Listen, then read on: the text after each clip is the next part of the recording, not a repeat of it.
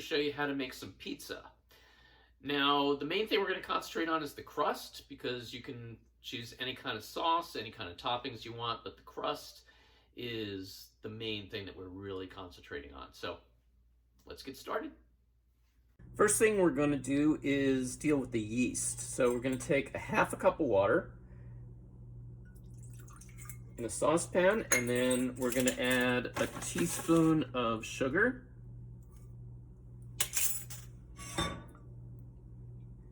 Just mix that up. And I'm going to heat this over low heat just to get it warm enough for the yeast. So what we're looking for is about 105 degrees, ideally. Anywhere between 105 and 120 degrees is a good range. So I have a thermometer, and I'm just going to check the temperature of the water as I heat it. All right, so once it reaches 105 degrees, we can turn the heat off. And then I'm going to add 2 teaspoons of yeast, active dry yeast. And I just want to swirl the pan just enough to get the yeast all wet. So we don't want to really mix it, but just get it all so it's all the yeast has been wet. And then we're going to leave that for about 15 minutes, and it'll bloom up and double or triple in size, and then we can continue with that. While we're waiting for the yeast to bloom, we can mix up our dry ingredients. So I'm going to take 1/3 cup of brown rice flour, 1/3 cup of millet flour, 1/3 cup of tapioca flour, and 1/4 teaspoon of xanthan gum.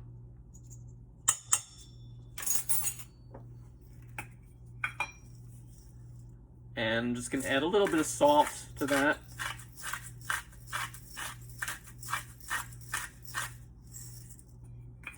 Now at this point you can also add spices if you want to add some herbs or other spices to flavor the dough. You can do that as well. So I'm just going to mix that up, and then we just have to wait for the yeast to finish blooming. Our yeast mixture is nice and bloomed now. So I'm just going to make a bit of a well in the center of the dry mix. Pour in the yeast mixture.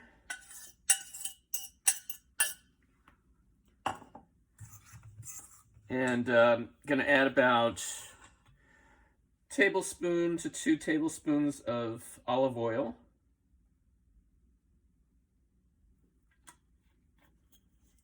And about a teaspoon of apple cider vinegar.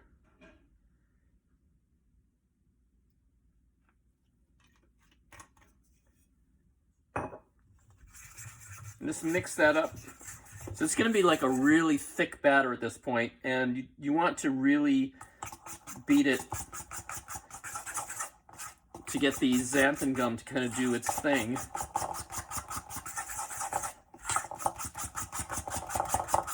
And then I've got some cassava flour. Now this doesn't have to be cassava flour. If you don't have it, you can just use more of the tapioca starch. But I'm just going to add a little bit to just get the batter to become kind of more of a soft dough.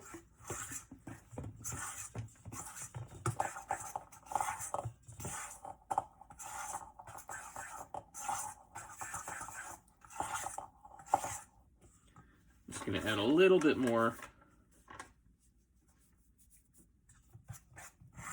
This is still very, very soft, but it's sort of holding its shape a little bit, so this will be good enough.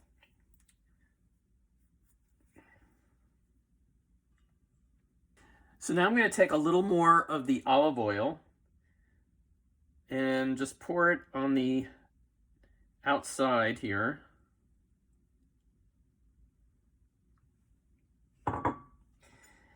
And the idea is I'm going to try to get the olive oil on the underside of the dough. So I'm just going to use the fork and kind of push it along, sort of lift up the dough so that the oil can get underneath it.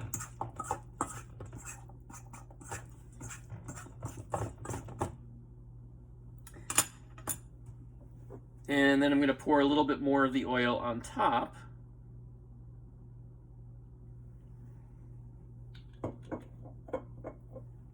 And I'm going to use my hands at this point and I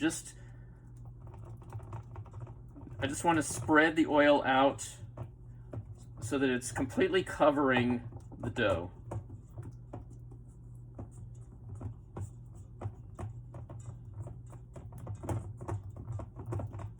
And I'm going to kind of press the dough down so it's sort of flattened out.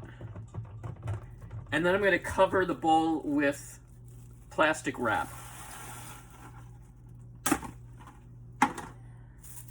And we're just going to let that sit for about an hour, and our dough will expand to at least double the size that it is now.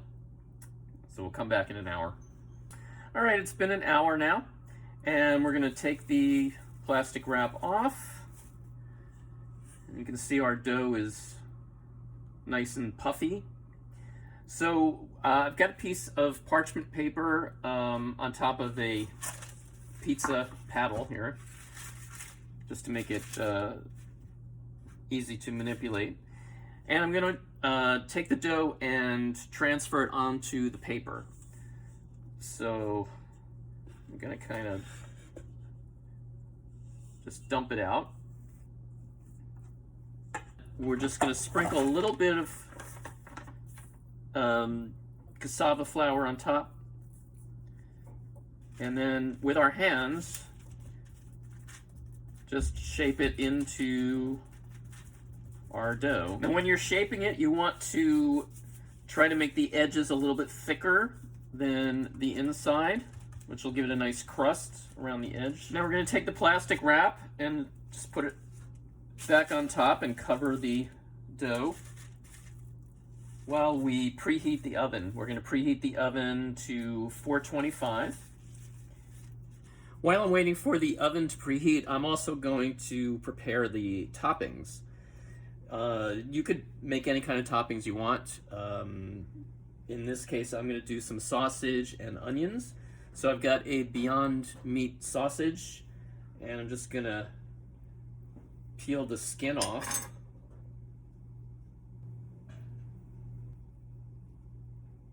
And I have my cast iron skillet preheated, and I'm just going to throw the sausage in there and mash it up with a fork.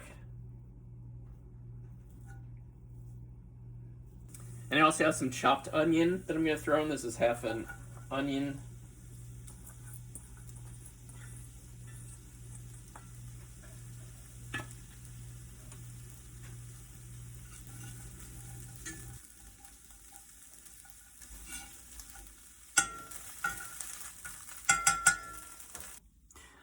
I forgot to mention earlier, when we preheat the oven, we want to put either a cookie sheet or pizza stone in the oven to preheat with the oven so that it's nice and hot when we're ready to bake the pizza crust. So we're going to remove the plastic wrap.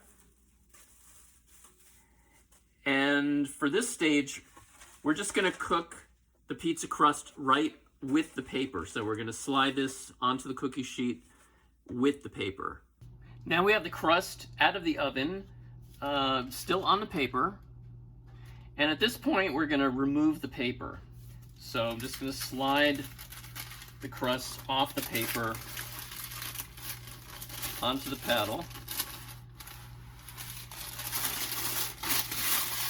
All right, so we're not going to use the paper anymore.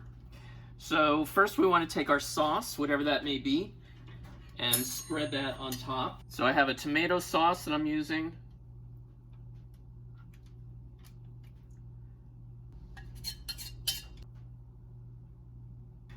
Next, you want to put your cheese on top, And this is Violife shredded mozzarella.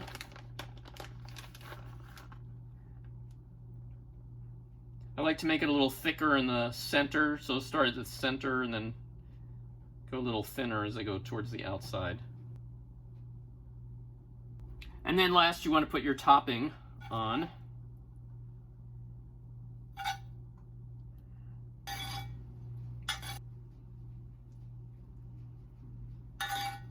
And we're going to bake this for about 12 or 13 minutes, just depending on how crispy you want your crust.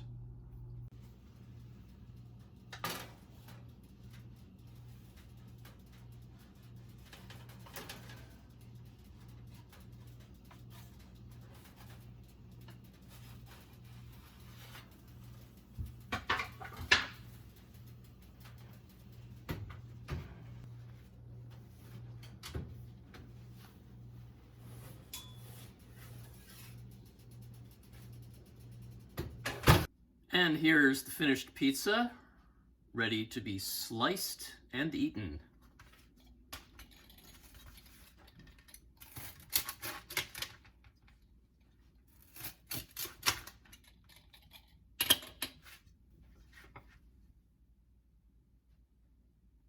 Thanks everybody for watching. I hope you enjoyed it.